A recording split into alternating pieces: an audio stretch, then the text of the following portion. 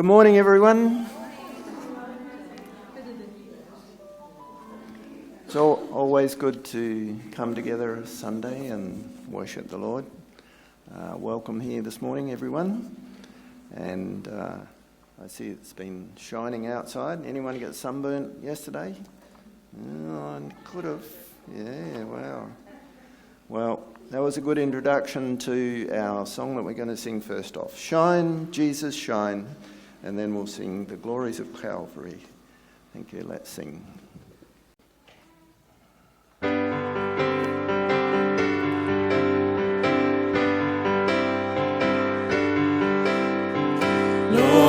the light of your love is shining in the midst of the darkness shining. Jesus, light of the world, shine upon us. Set us free by the truth you now bring us. Shine on me.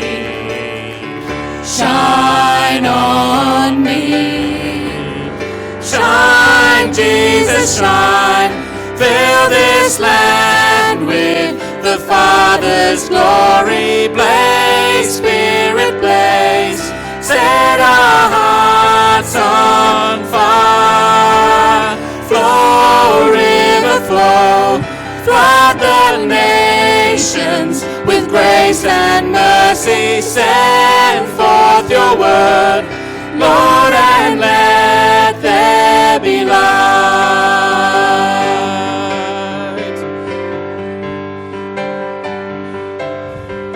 Lord, I come to your awesome presence, from the shadows into your radiance. By the blood I may enter your brightness.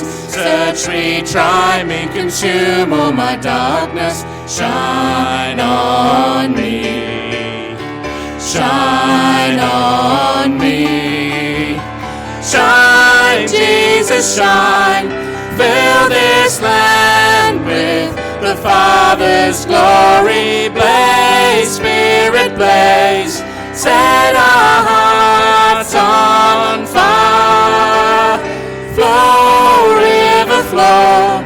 Flood the nations with grace and mercy. Send forth your word, Lord, and let there be light.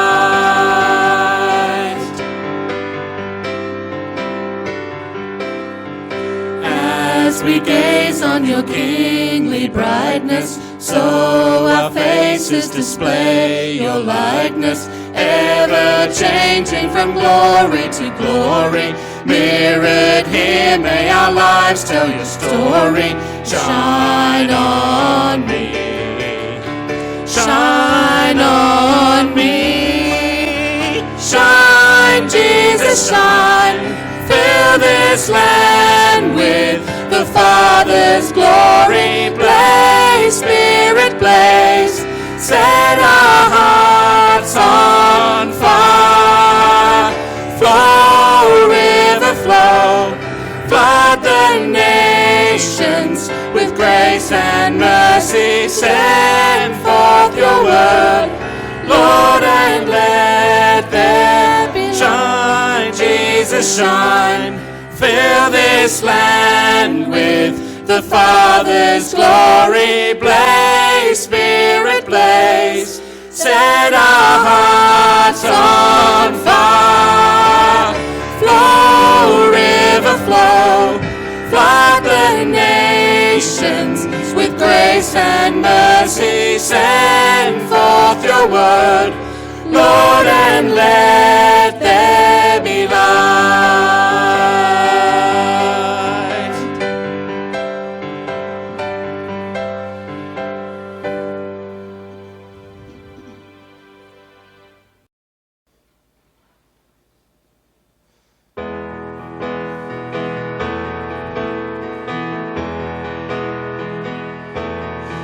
You're calling me to come and behold the wondrous cross, to explore the depths of grace that came to me at such a cost, where your boundless boundless love conquered my boundless sin, and mercy's arms were open wide.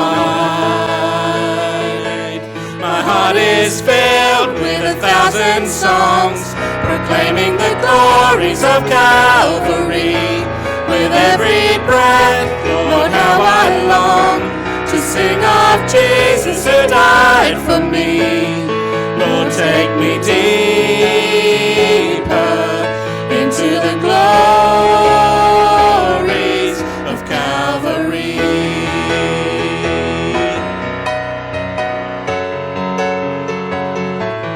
Sinners find eternal joy in the triumph of your wounds. By our Saviour's crimson flow, holy wrath has been removed, and your saints below join with your saints below, rejoicing in the risen Lamb. My heart is filled with 1,000 songs, proclaiming the glories of Calvary. With every breath, Lord, how I long to sing of Jesus who died for me. My heart is filled with 1,000 songs, proclaiming the glories of Calvary. With every breath, Lord, how I long to sing of Jesus who died for me. Lord, take me deeper into the glories. Lord, take me deeper into the glories of Calvary.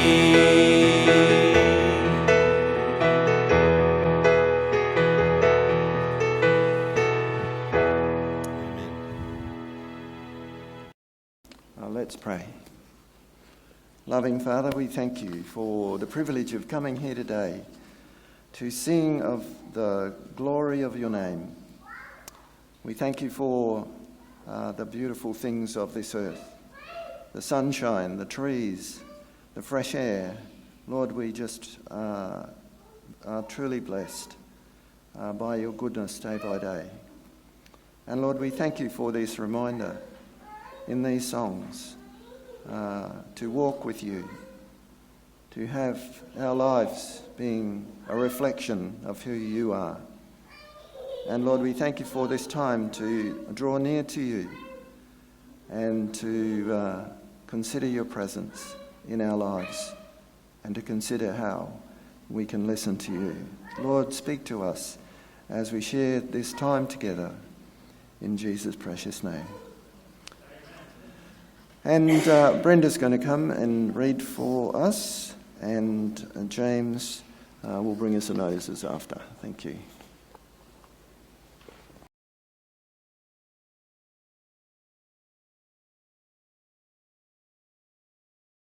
This morning I'm reading Psalm 116 from the New King James Version.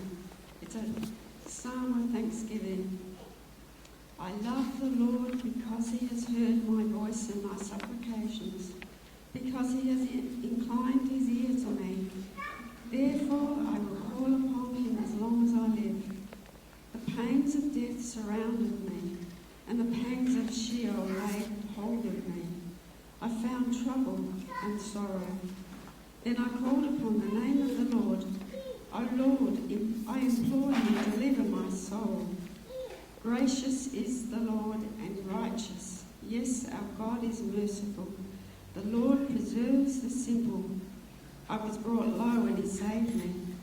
Return to your rest, O my soul, for the Lord has dealt bountifully with you. For you have delivered my soul from death, my eyes from tears, my feet from falling. I will walk before the Lord in the land of the living. I believed, therefore I spoke. I am greatly afflicted. I said in my haste, all men are liars. What shall I render to the Lord for all his benefits towards me. I will take up the cup of salvation and call upon the name of the Lord. I will pay my vows to the Lord. Now, in the presence of all his people, precious is in the sight of the Lord is death of his saints. O Lord, truly I am your servant. I am your servant, the son of your maidservant. You have loosed my bonds. I will offer you the sacrifice of thanksgiving, and I will call upon the name of the Lord. I will pay my vows to the Lord, now in the presence of all his people, in the courts of the Lord's house, in the midst of you, O Jerusalem. Praise the Lord. And continuing the praise in Psalm 117. Praise the Lord, all you Gentiles. Laud him, all you peoples. For his merciful kindness is great toward us, and the truth of the Lord endures forever. Praise the Lord. What a psalm to end on. One of the things to sort of bring to mind when we're reading these psalms is that these are songs. I want to know the tune to that song. I want to know how that goes. Praise the Lord, all nations. Extol him, all peoples. For great is his steadfast love toward us. Praise the Lord. We come together this morning to praise God, to worship him together, and to fellowship and to be a people together. And this morning we just have a couple of notices. We're going to have a moment of prayer in a moment to pray for Harry, for Molly was in hospital over the past week and a bit, so we'll get an update on that in a minute. But in the meantime, we want to remind about what's happening over Christmas. So I hope by now you've got the dates locked into your calendar of the 4th of December, which is this Saturday. Marcy's ecstatic.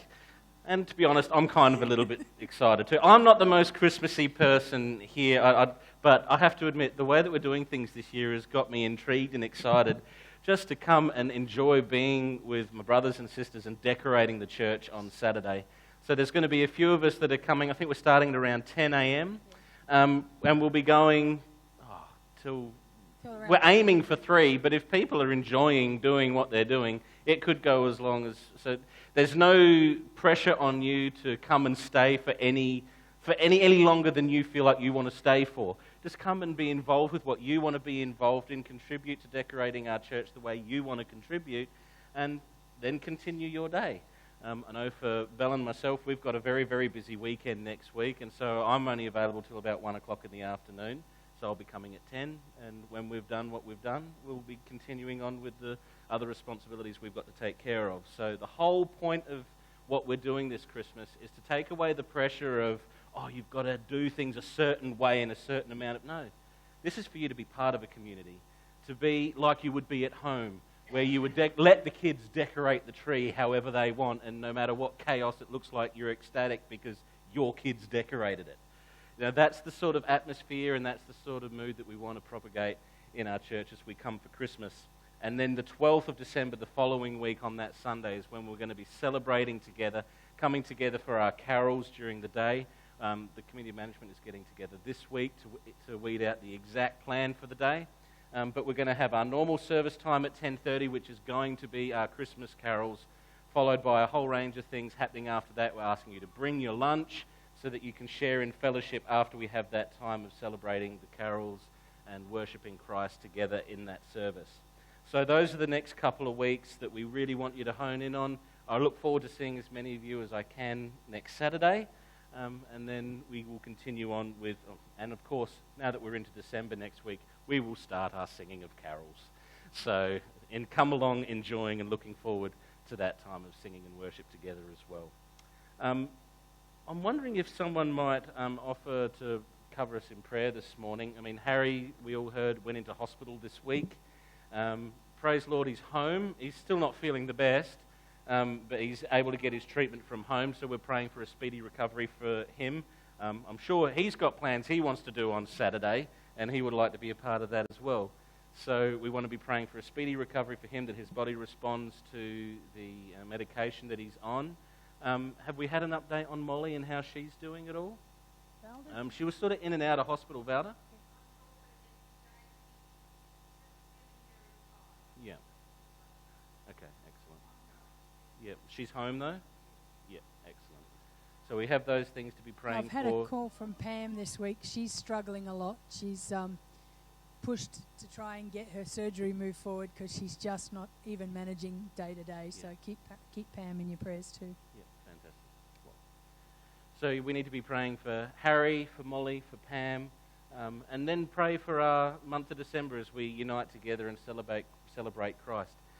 Do we have someone that would lead us in prayer this morning? Might require you to take a microphone. I know Joel wanted to pray for Harry in particular, so I will let Joel do that. And is there anyone that would like to lead us in that time of prayer?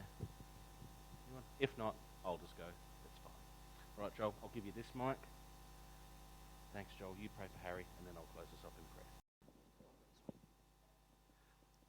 Let's pray. God, Jesus Christ, help Harry this time with speed of recovery. Help doctors that can do, for Shona, for Marcy, to be with Harry. God, your power. Amen. Our Father and our God, we thank you that you're a God that desires us to come to your throne with our prayers and our requests. And this morning we think of those that have been going through various health ailments this past week or two. We think of Molly and Pam and the ongoing struggles that they're having. We just ask that you would encourage them, that you would continue to remind them that your presence has never left them, that their comfort and their peace and security comes from you, and no matter what they're going through in life, they can rest assured that they are safe and secure in your hands. We think of Harry this morning and the health scares that he's had this week. We just thank you that he's home. We thank you that he appears to be responding well to the medication that he's receiving, and we ask for a speedy recovery for him.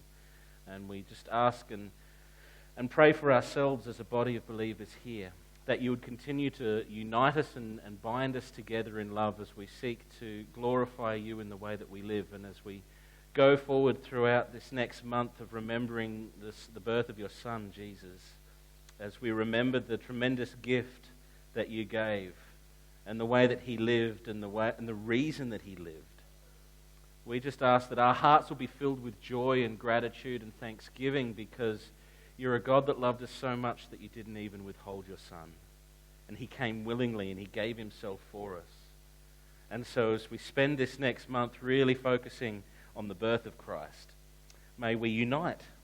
May we be a family of believers here that see the joy that comes from knowing Jesus and be a light to the people around us, because the love that we share together demonstrates what a great God you are. We thank you and we praise you. Hear our praises this morning, we ask. Bless us as we go about our worship, as we remember Christ around the table, as our children learn this morning, as we come to your word. May you be glorified in all that we do. In Jesus' name we pray. Psalm 116 that Brenda read has a verse in it. Verse 16 mentions my bonds being removed, or my chains taken away. And I guess the writer of that song maybe had that verse in mind, and maybe some of his life experiences pointed his attention to that. And we're going to sing the song Amazing Grace, My Chains Are Gone. Let's remember what God has done for us in that way. And then Rob is going to come and lead us in communion. Thanks very much. Let's sing.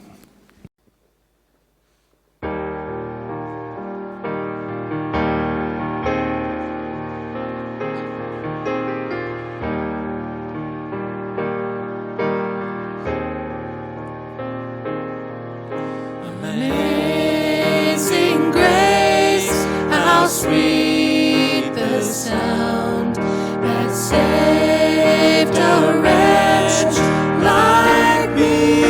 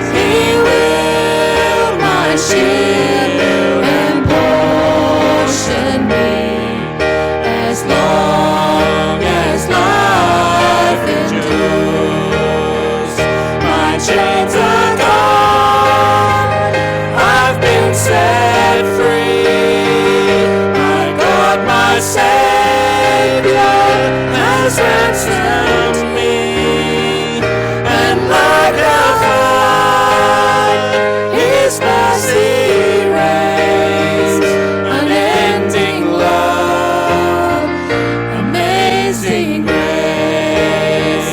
My chains are gone, I've been set free. My God, my Savior has ransomed me, and like a flood His mercy reigns, unending love, amazing grace.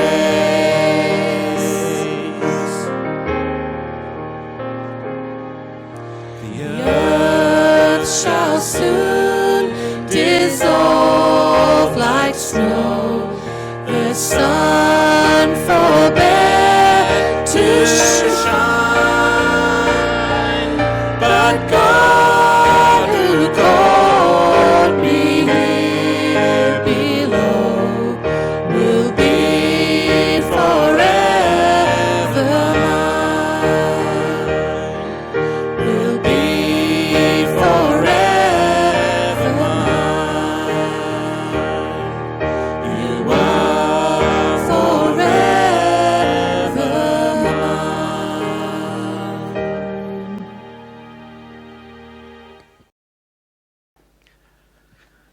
I recently came across a short extract from the book Amazing Grace, written by the theologian James Boyce, and it really arrested my attention. It reads as follows: "We must never think that grace, wonderful as it is, either permits or encourages us to go on sinning." "Shall we go on sinning so that grace may increase?" asked Paul. He answered, "By no means. We died to sin. How can we live in it any longer?" Romans 6:1 and 2. This is why the ending of the story of Jesus and the woman trapped in adultery in John 8 is so important, though it is often overlooked. Having forgiven her, Jesus added these words, "Go now and leave your life of sin." This always follows upon forgiveness. If we are saved, we must stop sinning. At the same time, we can be grateful that Jesus spoke as he did, for we notice that he did not say, "Leave your life of sin and I will not condemn you." If he had said that, what hope for us could there be? Our problem is precisely that we do sin. There could be no forgiveness if forgiveness was based upon our ceasing to sin. Instead of that, Jesus actually spoke in the reverse order. First, he granted forgiveness freely without any conceivable link to our performance. Forgiveness is granted only on the merit of his atoning death. But then, having forgiven us freely, Jesus tells us with equal force to stop sinning.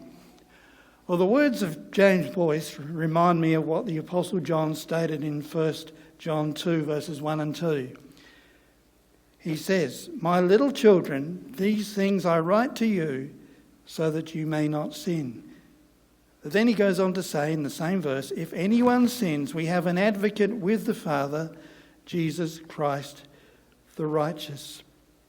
So there in verse 1, we who are believers are told not to practice sin. But we know that we fall into sin. So if we do sin, we have an advocate, Jesus, who represents us before God the Father. And that's great news for us. Yes, we know that we aren't to practice sin, and we know that sin is an abomination in God's sight, but we know that we still sometimes sin.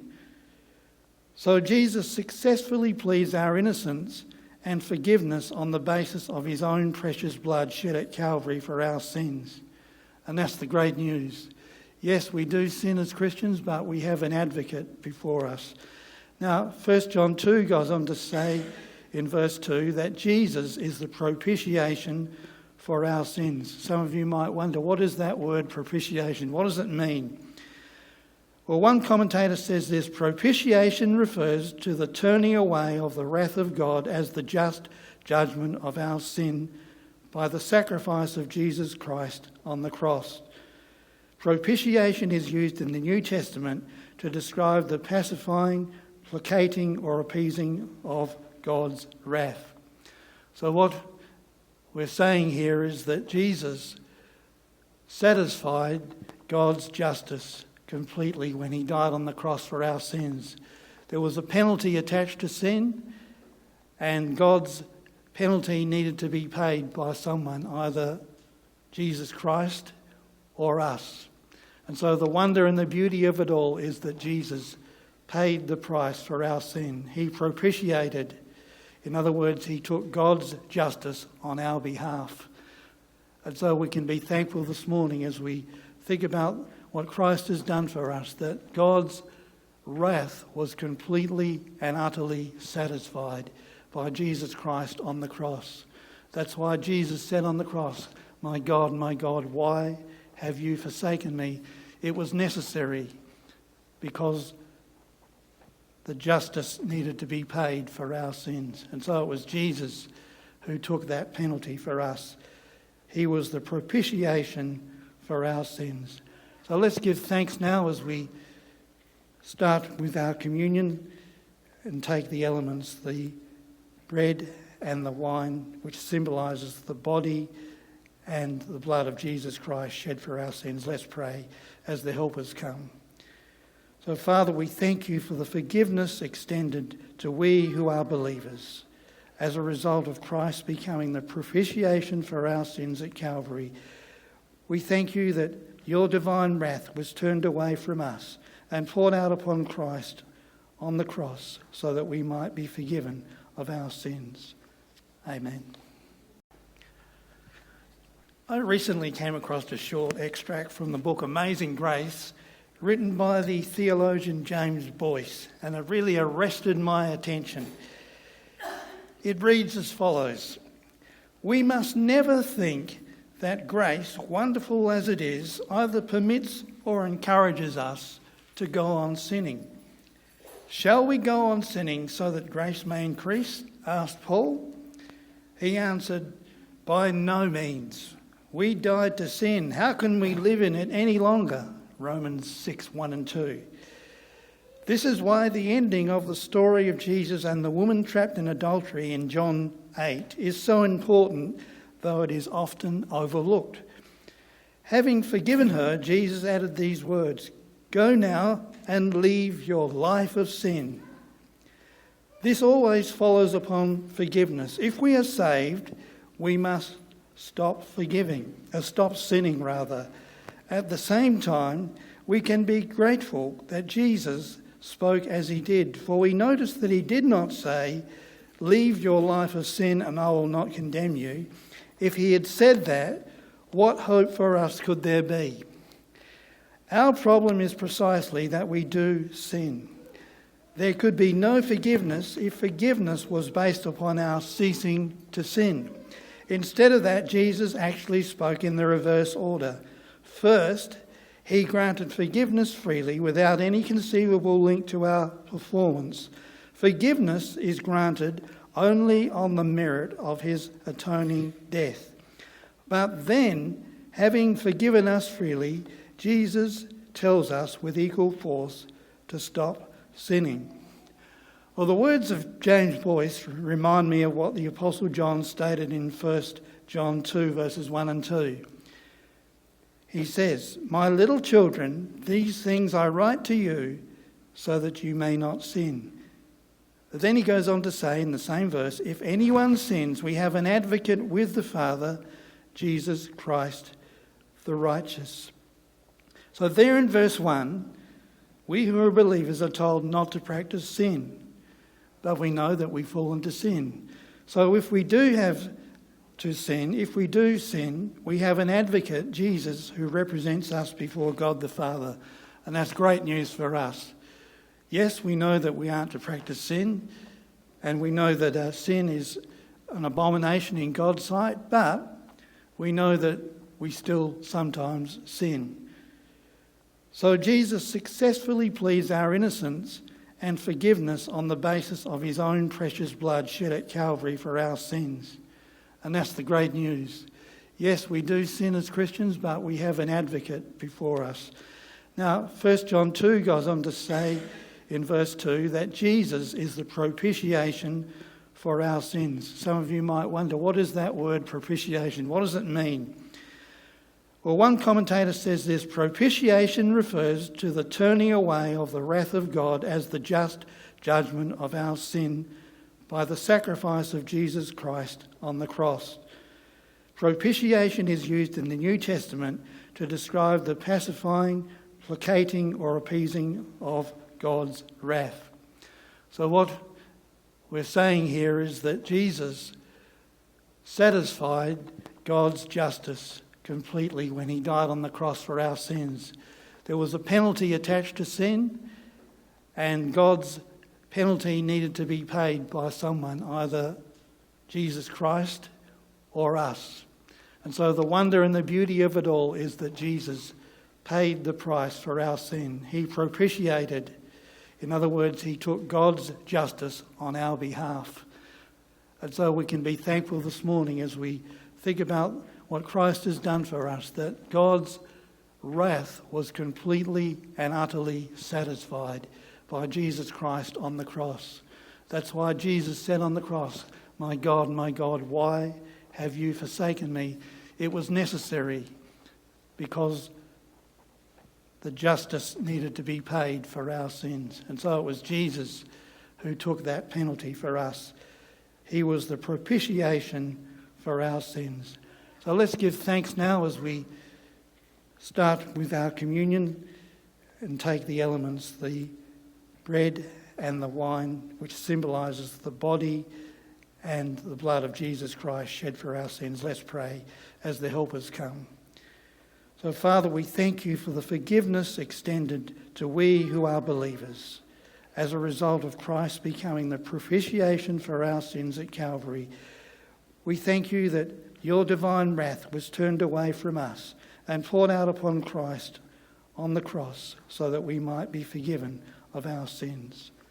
Amen.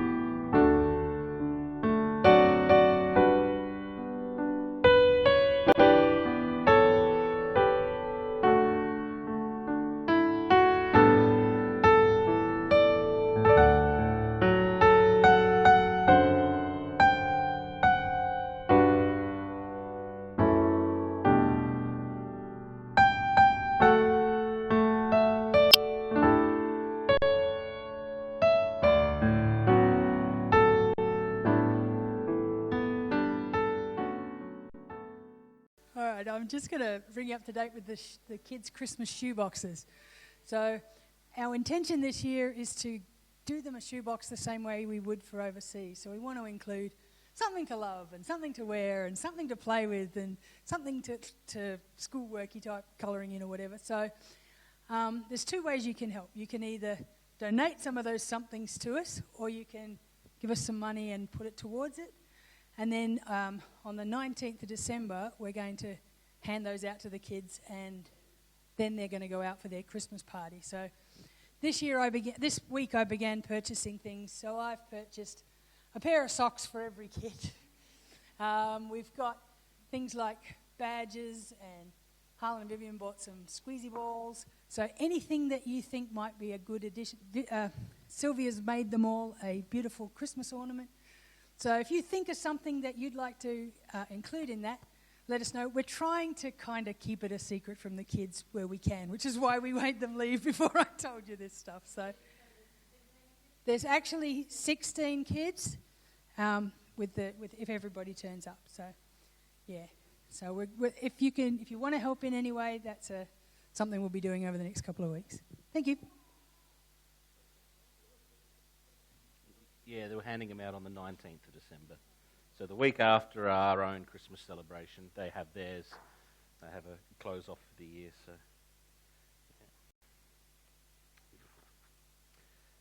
So, this morning I wasn't necessarily, at the start of the week, I wasn't expecting to be preaching this morning. It was going to be Harry. And it's sort of interesting as things unfolded with Harry's health, and I started putting my mind to what the Lord had on my heart. I landed on this scripture that's been in my mind probably for a good month or two.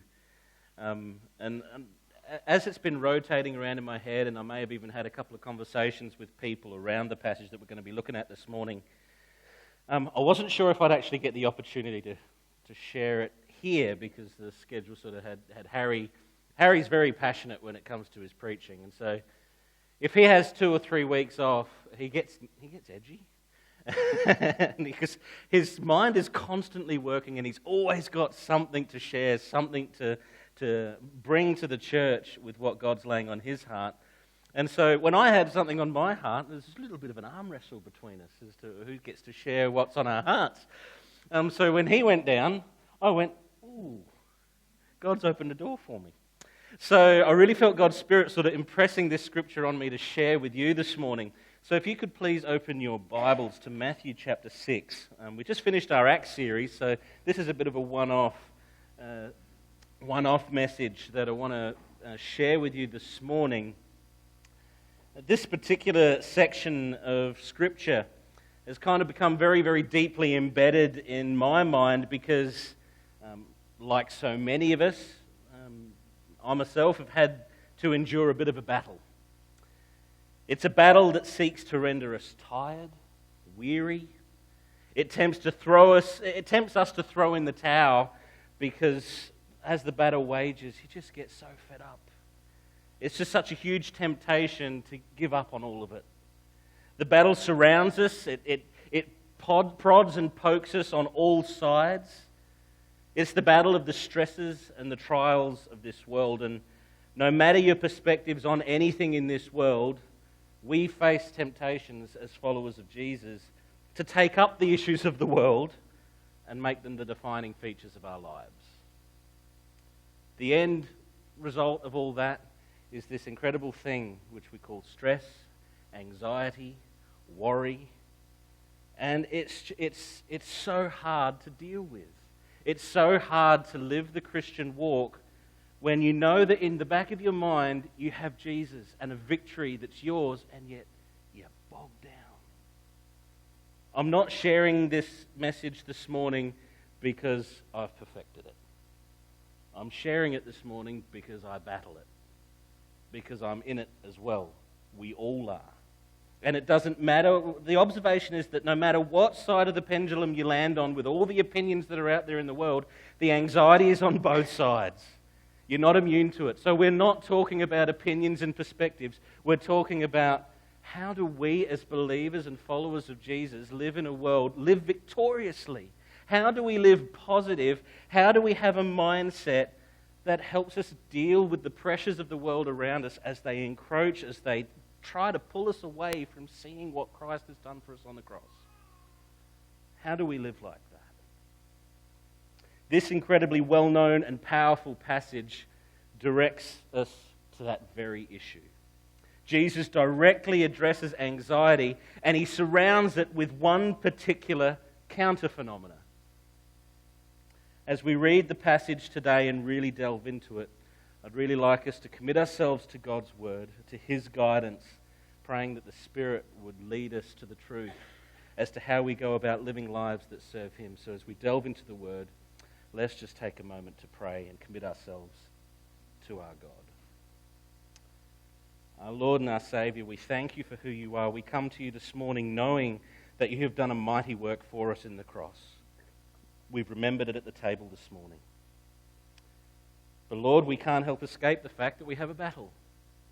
And so this morning, as we delve into your word, as we seek to unravel the words of your Son and how he directed us to handle this issue in our lives, we ask that you would touch us where we need it the most, that you would challenge us, that you would open up our hearts and our minds to see the beauty of what it means to know you and have that transform our minds, our hearts, and our lives.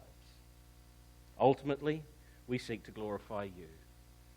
And so we ask that you would take the glory for all that's said this morning, all that's shared, so that your name might be proclaimed in all the world because of what you've done in Christ. In Jesus' name we pray. Amen. So if you could open up your scriptures to Matthew chapter 6, we're going to be reading from verses 19 all the way through to verse 34 to the end of the chapter. And I'm hoping that as we read this, you might... sometimes when preaching you go, I hope it's not a surprise what I'm sharing. I'm hoping that what we speak about this morning, what we find in the Word of God, isn't a surprise. It's a reminder and an encouragement. My desire this morning is not to exhort and sort of tell you what to do.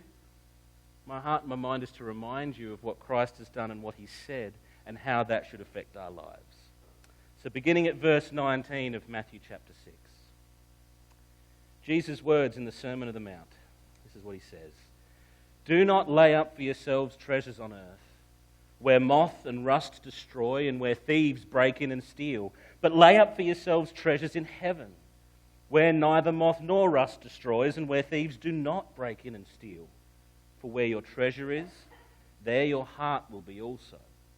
The eye is the lamp of the body, so if your eye is healthy, your whole body will be full of light. But if your eye is bad, your whole body will be full of darkness. If then the light in you is darkness, how great is the darkness? No one can serve two masters, for either he will hate the one and love the other, or he will be devoted to the one and despise the other. You cannot serve God and money. Therefore I tell you, do not be anxious about your life, what you will eat or what you will drink, nor about your body, what you will put on. Is not life more than food, and the body more than clothing? Look at the birds of the air, they neither sow nor reap, nor gather into barns, and yet your heavenly Father feeds them. Are you not of more value than they? And which of you, by being anxious, can add a single hour to his span of life? And why are you anxious about clothing? Consider the lilies of the field, how they grow. They neither toil nor spin. Yet I tell you, even Solomon in all his glory was not arrayed like one of these. But if God so clothes the grass of the field, which today is alive and tomorrow is thrown into the oven, will he not much more clothe you, O you of little faith? Therefore do not be anxious, saying, what shall we eat? Or what shall we drink? Or what shall we wear? For the Gentiles seek after all these things, and your heavenly Father knows that you need them all. Instead, seek first the kingdom of God and his righteousness, and all these things will be added to you. Therefore, do not be anxious about tomorrow, for tomorrow will be anxious for itself. Sufficient for the day is its own trouble. What a tremendous passage of Scripture. And I'm hoping that as I've read that, you can predict my message this morning. That's what I'm hoping. It shouldn't be a surprise, the things that I'm going to share this morning. But the reality that we have to confront is that as Jesus is addressing the issue of anxiety and what it means to live with it, we have to come to a reality and realize that the problem of anxiety has a tremendous power over us. We do have to start there. When you look at the way that Jesus describes what anxiety looks like, and you look at verses 25 and 27, he says, don't be anxious for your life, what you'll eat or drink or what you'll put on your body. It really does narrow and hone in on the root cause of all the anxieties we feel. And it boils down to these things. Anxiety shakes our stability because it touches right at the core of everything that we are. It reaches our survival instincts. It starts questioning, what am I going to eat? How am I going to survive? How am I going to feed my family? How am I going to do this? The things that I need, how am I going to have them? But it goes even further than just our physical needs. It goes to our desire in our minds to be dignified. It challenges our dignity. It says, what are you going to wear? We need clothes, not because that's what sustains us, but because that's what makes us feel proper. It's what makes us feel as though we're dignified in the lives that we live. And so these things that Jesus is describing, whilst they're very physical things, the physical needs that we recognize, they speak to a very deep reality inside each and every one of us that starts to answer the question why anxiety is such a hard thing to deal with. It's because you're worried about your survival and your dignity. Two of the most important things that we have as people. It's no surprise then that it's such a struggle. As the world tries to put things into our lives, we start wondering, how is this going to affect the way that I feed my family or myself? How is this going to affect the way that I provide for the things that I need to have in life? All of a sudden, we're honed in on an earthly situation and earthly issues and how that affects us, and it beats us down because it never goes away. It was here before COVID. It'll be here after COVID. So I'm not talking about COVID. All right? Anxiety has been here from the get-go. That's why Jesus is talking about it. He's talking to these throngs of people on the Sermon on the Mount saying, I know you get anxious. Because it touches those root core needs that every single one of us have, and it wears on our minds. It's an incredibly powerful thing. And I'm so thankful that the things that Jesus says reminds us that it's not the most powerful thing. It's an incredibly beautiful thing to realize that in the middle of this passage, we've got this description of what anxiety is in verse 25 and 27. But on either side, in the verses prior and following, we have the answer that Jesus is proposing for us, especially as believers, as to how we go about tackling anxiety in our lives. The way I've worded it this morning is that Jesus is telling us to own a heavenly mindset. When you look at verses 19 to 21, let's just read them again. He says, do not lay up for yourselves treasures on earth where moth and rust destroy and where thieves break in and steal. But lay up for yourselves treasures in heaven where neither moth nor rust destroys and where thieves do not break in and steal. For where your treasure is, there your heart will be also. I find it fascinating that the way that Jesus is talking here is he's not laying down if you feel like it, maybe think about laying your treasures up in heaven. No. This is a direct command from Christ himself. And when I think about what a command is, I bring this up sometimes, I think I bring this up reasonably regularly. When we see commands in Scripture, it touches on the idea that we have a choice to obey it or not. And I find that interesting that the way that Jesus is dealing with this issue of anxiety is that it starts with a decision in our mind to choose where our focus is going to be. That's where it starts. We have a choice to focus on the temporal earthly issues that surround us, or to pick up our minds and have an eternal heavenly focus on the truths that are in God's Word, on the truths that He's laid before us as we've come to see who Christ is and what He's done for us, the truths of what an amazing God it is that we worship. They're two totally different perspectives, aren't they? And so you can see that to some degree this is the owning of a heavenly mindset boils down to that decision that we make day in, day out to be encapsulated by the issues of the world, or to realize, hold on, I am Christ's.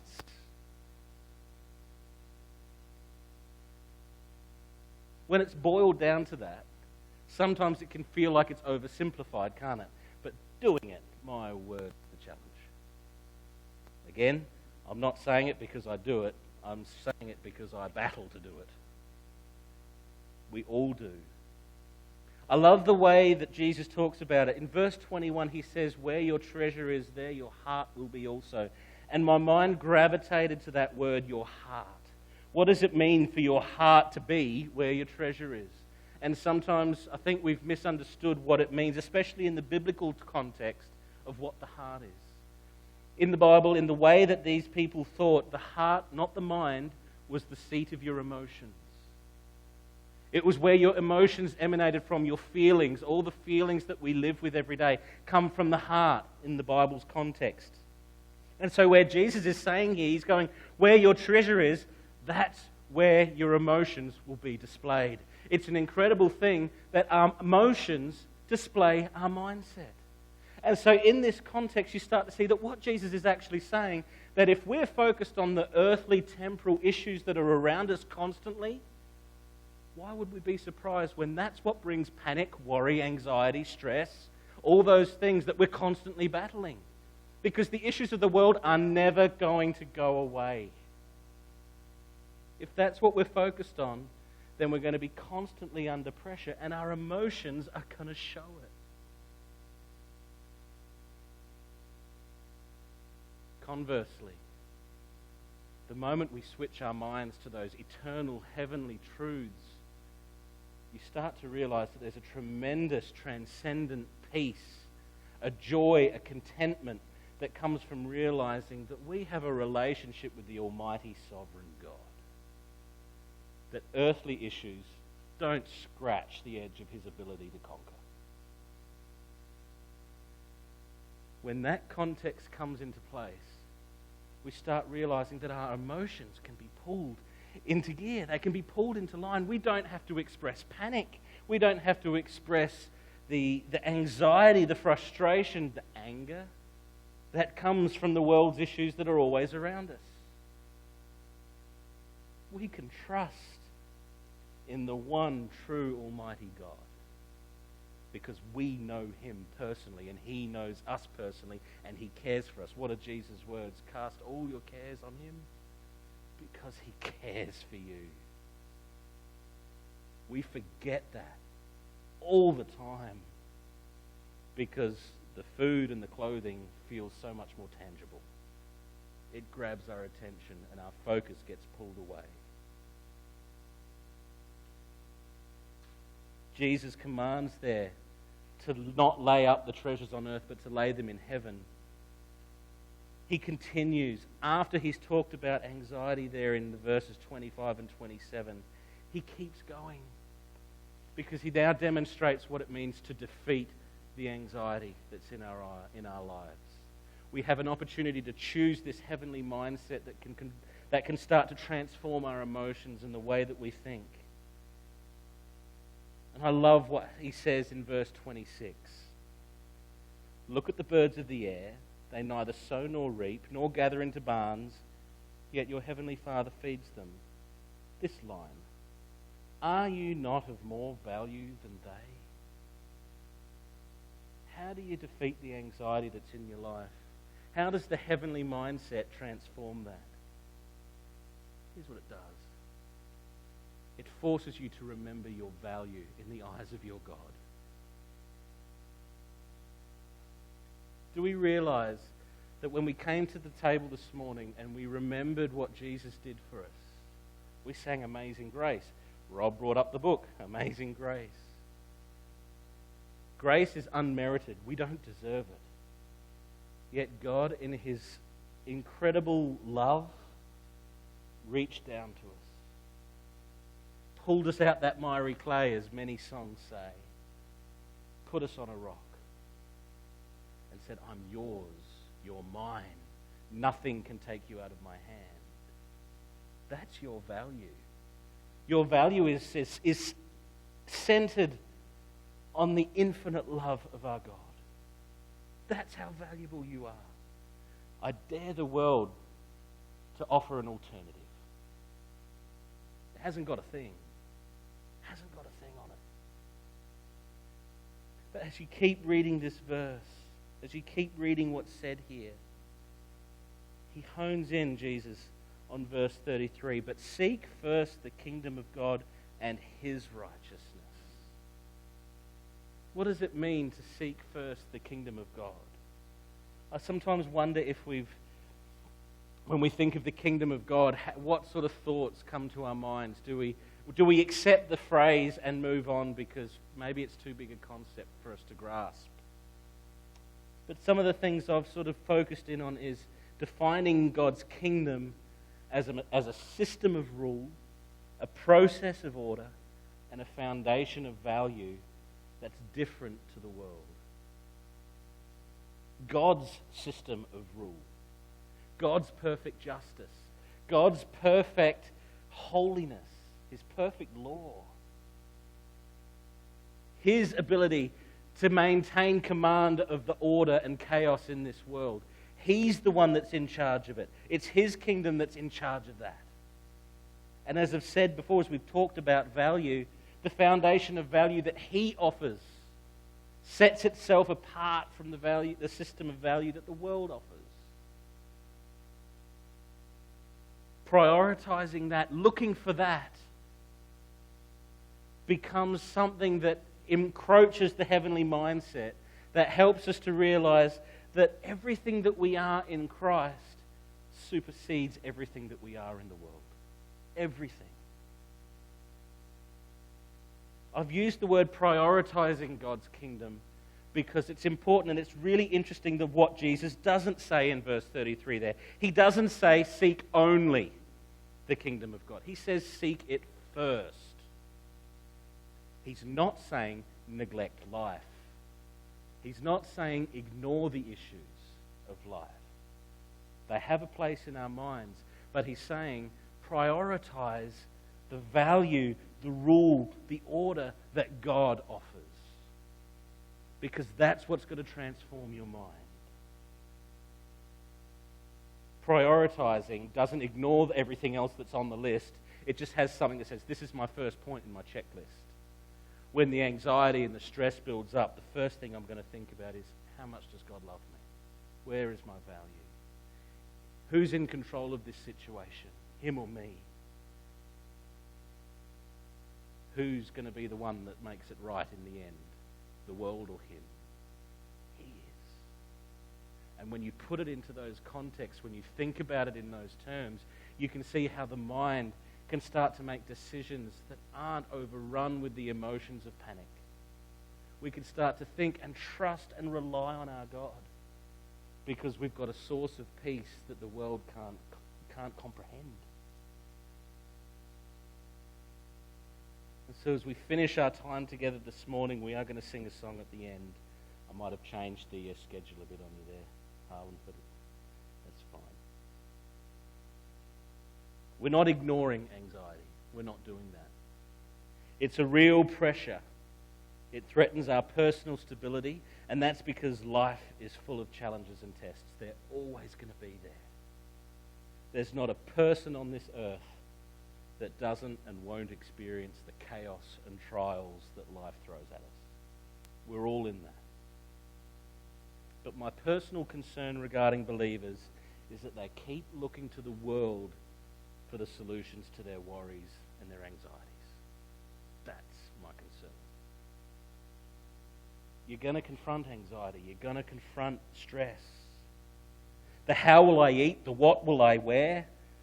They're the base needs and concerns for all of us. And yet Jesus' answer to this anxiety is, make God's kingdom the priority. And look at that word that's followed. Look at the verses that follow. Seek first the kingdom of God and His righteousness, and all these things will be added to you. The relief of the anxiety, the provision for your needs will be met by a promise of God as a result of trusting Him. We have been studying and just finished studying Philippians on Friday mornings. And I want you to turn over there because what Paul writes in Philippians Chapter 4, I do wonder if he had what Jesus has just said in mind when he wrote this in Philippians 4 verses 6 to 7. We'll know it the moment I start reading it. He echoes Jesus' words. He says, do not be anxious about anything, verses 6 and 7, but in everything by prayer and supplication, with thanksgiving, let your requests be made known to God. Full stop. know. And the peace of God, which surpasses all understanding, will guard your hearts and your minds in Christ Jesus. There's your heart again. The peace of God has the ability to guard your emotions. It's possible to live a life that is focused and honed in on God's glory, His magnificence, His love, His sovereignty.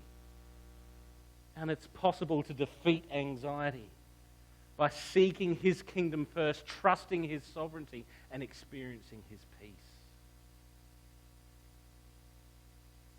The beautiful thing that we have in being part of the body of Christ is that you have the opportunity to share what you're going through in life and to have your brothers and sisters remind you of this, to grab you by the hand, to hold you close and say, God's sovereignty has not been undermined. He's still God. Trust Him. Lean on Him. He cares for you. We've been walking through prayer with the youth kids, and we started off in Hebrews, where it says, come boldly to the throne of grace and find mercy in times of need. He wants us there.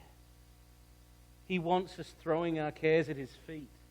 He wants to put His arms around us if we would just take our eyes off the world and focus on Him. That's all it takes. We're going to close our service off this morning by singing, O Church, Arise. You want to know how we stand out against the world?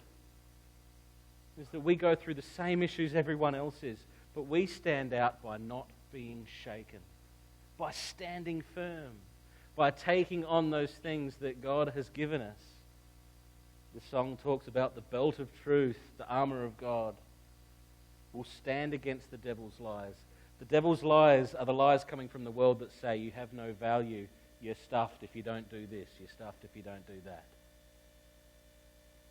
But God's truth says, you're mine and nothing can snatch you from me. I've got you. Let's pray and then we'll close our service in singing. Our Father and our God, we thank you for the tremendous encouragement that we have in your word about how much you love us. What is man that you're mindful of him? Psalm 8 says. You love us despite all our failings. We constantly fall short of your glory, and yet you're always there with your mercy and your grace, asking us to remember what you've made us. Our Father, we ask that you would help us to encourage each other to own a mindset that's focused on heaven. To own a mindset that sees what you've done for us and to define our value and our experiences through that lens, not the lens that the world offers. It's too muddy. Can't see our value in this world.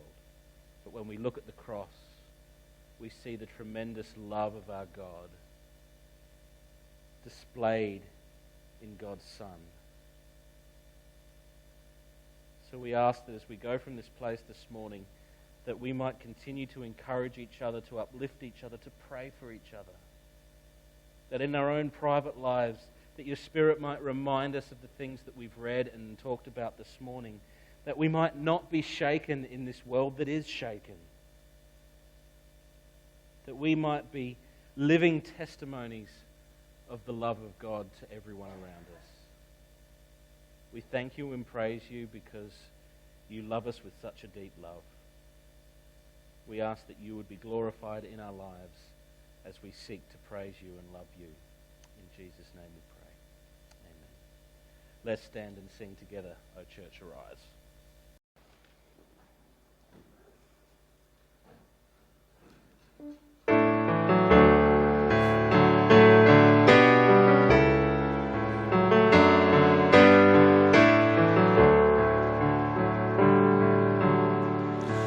Church, arise and put your armor on.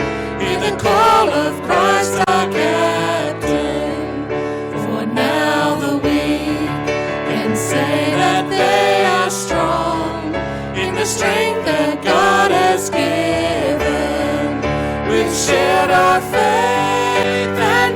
belt of truth will stand against the devil's lies. An army born whose battle cry is love, reaching out to those in darkness. A call to war, to love the captive soul, but to rage against the captor. And with the sword that makes the wounded whole, we will fight with faith and valor. When faced with trials on every side, we know the outcome is secure, and Christ will have the prize for which he died, an inheritance of nations. Come see the cross where love and mercy meet, as the Son of God is stricken, and sees his foes lie crushed beneath his feet, for the conqueror has risen.